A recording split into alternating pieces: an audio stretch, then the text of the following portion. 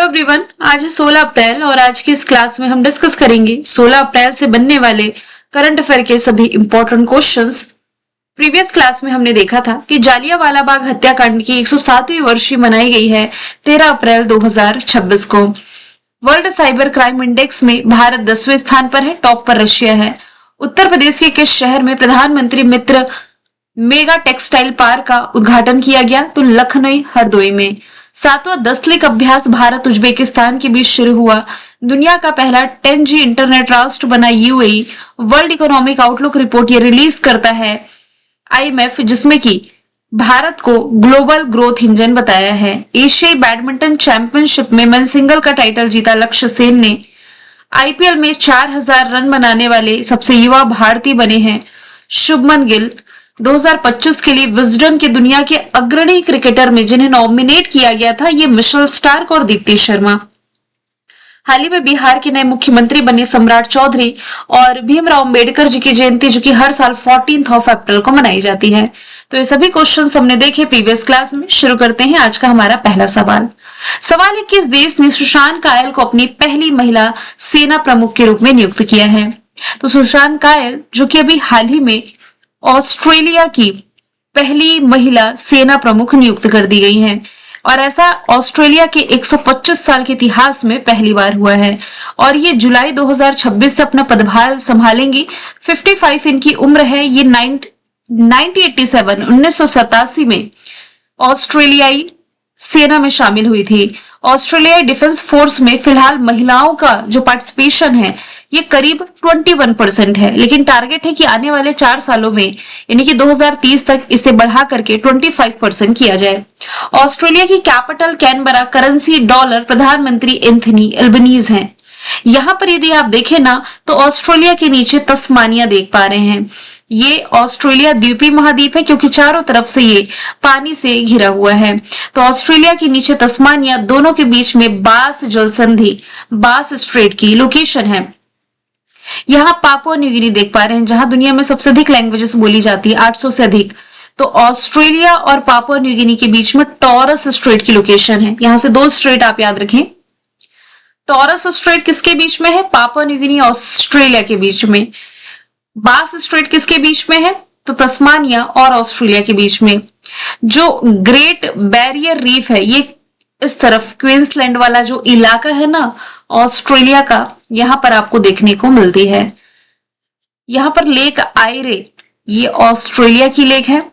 अच्छा, जहां पर ग्रेट ग्रेट ग्रेट शब्द आए ना, मोस्टली ये ऑस्ट्रेलिया से ही जुड़ा हुआ है क्योंकि कई बार एग्जाम में कंफ्यूज करने के लिए इससे रिलेटेड फैक्ट्स पूछे जाते हैं। अच्छा, और आप क्या रिलेट कर सकते हैं? किम्बरले की खदान आपको यहीं पर दिखाई दे रही है। अच्छा, ऑस्ट्रेलिया को ही प्यासी भूमि का देश कहते हैं। एक फैक्ट आप रिलेट कर सकते हैं, 16 साल से कम उम्र के बच्चों के लिए सोशल मीडिया का उपयोग बैन करने वाला पहला देश ऑस्ट्रेलिया ही था।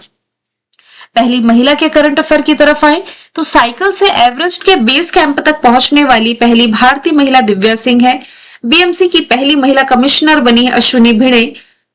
श्रीनगर केंद्रीय जेल की प्रमुख सभा शॉल रुद्र आर्म्ड हेलीकॉप्टर उड़ाने के लिए क्वालिफाई पहली भारतीय महिला बनी है हंसजा शर्मा। साउथ पोल पर पहुंचने वाली पहली भारतीय Kamya Karthikeyan. Press club of India की पहली महिला अध्यक्ष संगीता बरुआ। आरपीएफ की पहली महिला महानिदेशक सोनाली मिश्रा। नागपुर यूनिवर्सिटी की पहली महिला कुलपति मनाली मकरंद। टाइम 100 क्रिएटर में शामिल पहली भारतीय प्राजक्ता कोहली। भारतीय नौसेना में पहली महिला फाइटर पायलट आस्था पुनिया शामिल हुई। पहली महिला ई वोटर विभा देवी और पहली महिला केंद्रीय विधि सचिव बनी अंजू राठी राणा। अच्छा, ये फैक्ट दोबारा ऐड हो गया है। सवाल दूसरा है, हाल ही में 1-8 का ब्रांड एम्बेसडर किसे बनाया गया है? तो अभी हाल ही में जो स्मृति मंधाना है भारतीय महिला क्रिकेटर, ये 1-8 के ब्रांड एम्बेसडर बनी है। एजी लिटास ने स्मृति मंधाना को अपने high performance sports wear brand 1-8 का नया ब्रांड एम्बेसडर बना दिया है। ब्रांड एम्बेसडर वाली स्लाइड से एक बार रिवीजन करेंगे। जिंदल स्टील ने ब्रांड एम्बेसडर बनाया रणवीर सिंह को। इस साल जो डिजिटल जनगणना हो रही है इसके लिए एम्बेसडर सुदर्शन पटनायक है। यूनिक्लॉ के हैं जसप्रीत बुमराह। दिल्ली में खेल महाकुंभ के हैं शिखर धवन। मेबलिन न्यूयॉर्क की कियारा आडवाणी, न्यू बैलेंस के जानवी कपूर, पीएनबी की हरमनप्रीत कौर, हरियाणा राज्य महिला आयोग की शफाली वर्मा, लेवाइस की आलिया भट्ट, ओडिया हैंडलूम की माधुरी दीक्षित, जोमेटो के शाहरुख खान, ऑस्ट्रेलियाई टूरिज्म की सारा तेंदुलकर, ई स्पोर्ट्स के लिए क्रिस्टियानो रोनाल्डो, मालदीव टूरिज्म की कैटरीना कैफ, कोरिया टूरिज्म की हिना खान, कर्नाटक वन विभाग के अनिल कुंबले, यूरेका फोर्ब्स की श्रद्धा कपूर, फेडरल बैंक की विद्या बालन, एमआरएफ के शुभमन गिल और फिक्की फ्रेम्स के आयुष्मान खुराना। सवाल तीसरा है, किस भारतीय पुरुष क्रिकेटर को बेहतर प्रदर्शन के लिए वेस्टर्न ट्रॉफी देकर के सम्मानित किया गया है? तो आंसर इसका हो जाएगा अभिषेक शर्मा।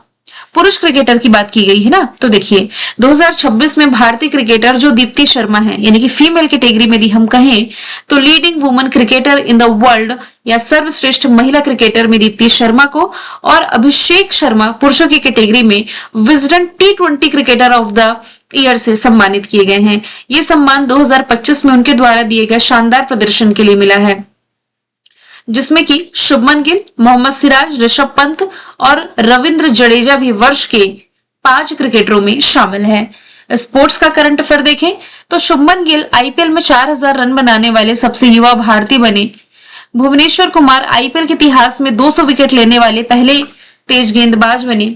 सैफ अंडर-20 जीता है बांग्लादेश ने। यूएस मेजर लीग क्रिकेट में शामिल हुए हैं R Ashwin. Men's T20 world cup Bharat ने जीता। ICC women's world cup Bharat ने जीता। Men's Asia hockey cup Bharat ने जीता। डेविस कप इटली ने। Sultan Azlan Shah hockey cup Belgium ने। सैयद मुश्ताक अली ट्रॉफी झारखंड ने। अच्छा, यहाँ रणजी ट्रॉफी मैंने ऐड नहीं करी ना, वो जम्मू कश्मीर ने जीती। Pro wrestling league Haryana thunder's ने। संतोष ट्रॉफी सर्विसेज ने। वुमेन आईपीएल ये आरसीबी ने, और आरसीबी सबसे महंगी आईपीएल टीम बनी रिसेंटली। मियामी ओपन में मेन सिंगल का टाइटल यानिक सिनर ने, वुमेन सिंगल का रैना सबालेंका ने। आगे चलते हैं, भारतीय मूल के किस वैज्ञानिक को अमेरिका में प्रतिष्ठित रिसर्च पद यानी कि गवर्नर चेयर के लिए चुना गया है? तो आंसर यहां पर हो जाएगा Deep Jariwala. Option C right answer हो जाएगा इसका। तो दीप जरीवाला ये नेक्स्ट ईयर से पदभार संभालेंगे। अभी तक वे अमेरिका के पेंसिल्वेनिया विश्वविद्यालय के प्रोफेसर हैं।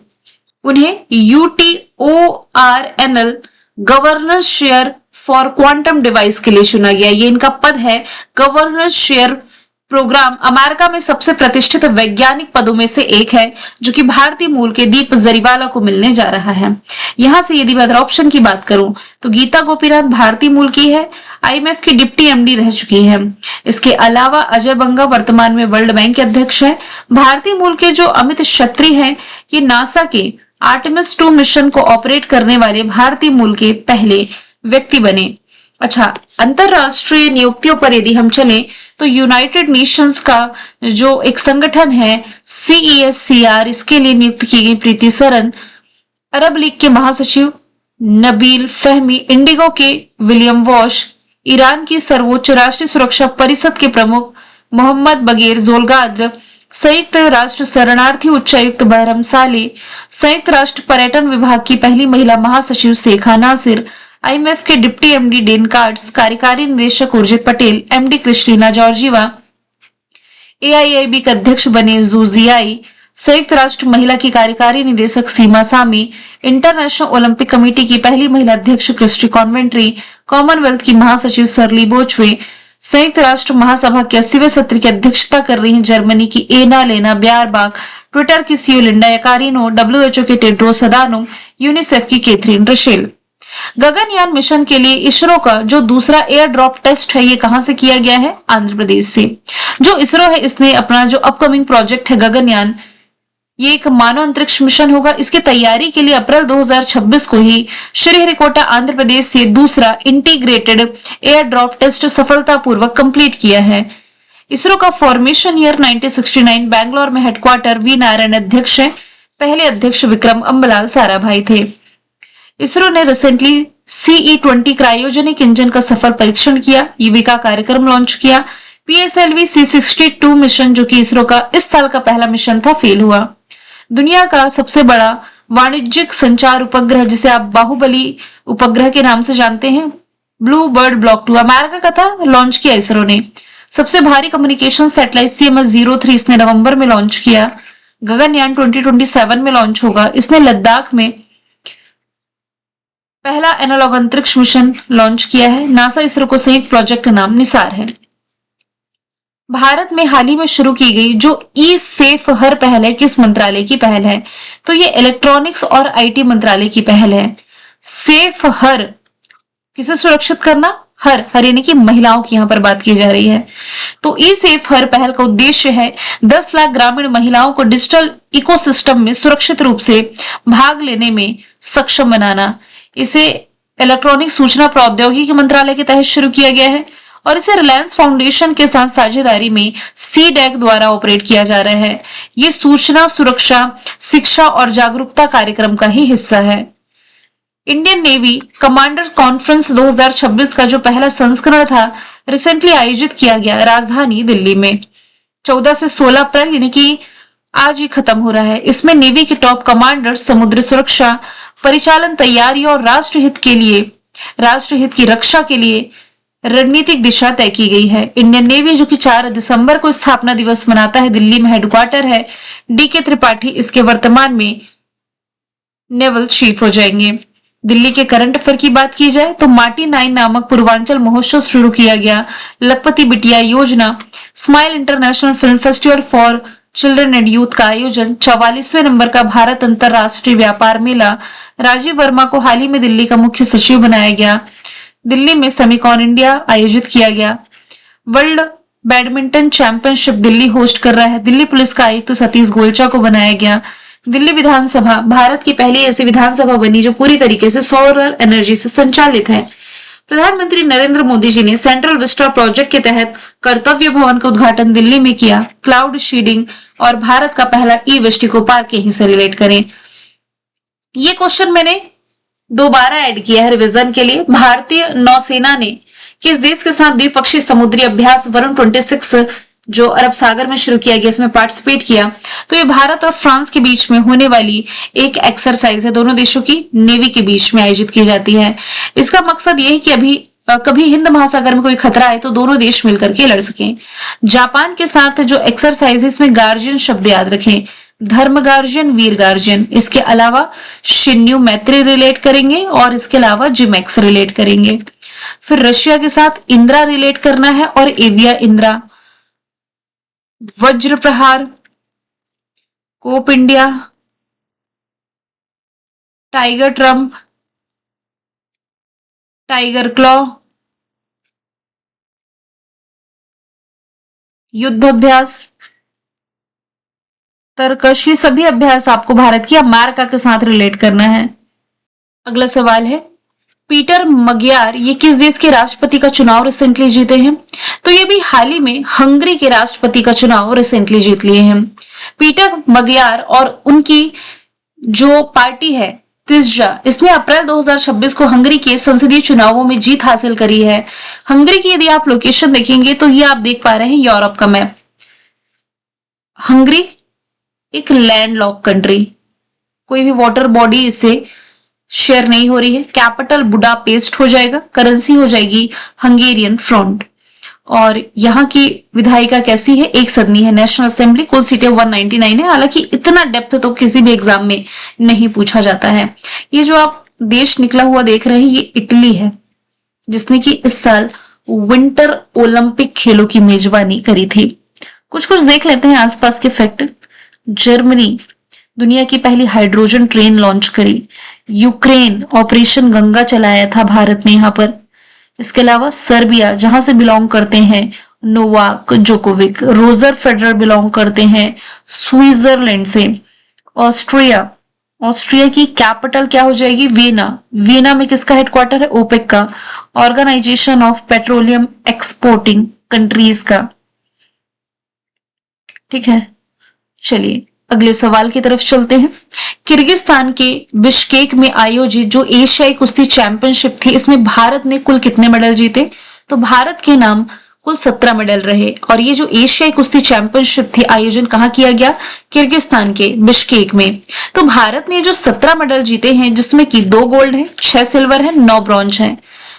जिसमें कि पुरुष फ्री स्टाइल में 2 गोल्ड, 3 सिल्वर, 2 ब्रॉन्ज है।